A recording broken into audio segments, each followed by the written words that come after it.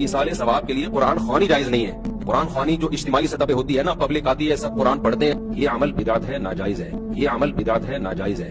رات کے دن 10 بجے ہم نے اپنے بچے کی قرآن خوانی جس کو ختم شریف ہماری جمعرات کو انشاءاللہ اس مسجد میں ہم اپنے بچے کے لیے قرآن خوانی اور دعا کا اہتمام کریں گے. تو دیکھا آپ لوگوں نے، یہی عمل اگر آپ اپنے گھر کے مرحومین کے لیے کرتے تو آپ اس کو تیجا کہہ دیتے، یہی کسی بزرگ کے لیے کرتے آپ اس کو نیاز کہہ دیتے، تو یہ عمل آپ کے بدعت ہو جاتے، ناجائز ہو جاتے. لیکن جب یہی کام خود کے گھر والوں کے لیے کیا جاتا ہے تو یہ ایصال ثواب ہو جاتا ہے اور جائز بھی ہو جاتا ہے.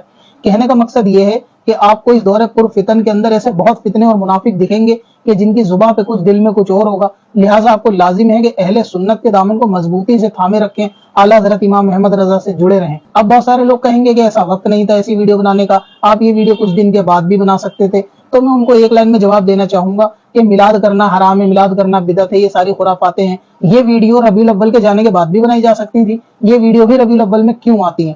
لہٰذا میرا یہ پیغام صرف سنی مسلمانوں کے لیے ہے تاکہ ان کے ایمان عقیدے میں مضبوطی پیدا ہو اور وہ لوگ جان سکے کہ آپ جس اہل سنت پہ ہو وہ بالکل حق ہے. ایصال ثواب، نیاز فاتحہ، تمام اعمال جو اہل سنت میں وہ بالکل حق ہے. اس کی گواہی باطل کے گھر سے بھی آ رہی ہے، تو آپ ایسے باطلوں سے ساودھان رہیں. اسی لیے ایمان عقیدے کی حفاظت ہر وقت ہر دور میں کرنی چاہیے. وقت حالات جیسے بھی ہوں، ایمان عقیدے کی حفاظت اور دین حق کی تبلیغ ہمیشہ کرتے رہنا چاہیے.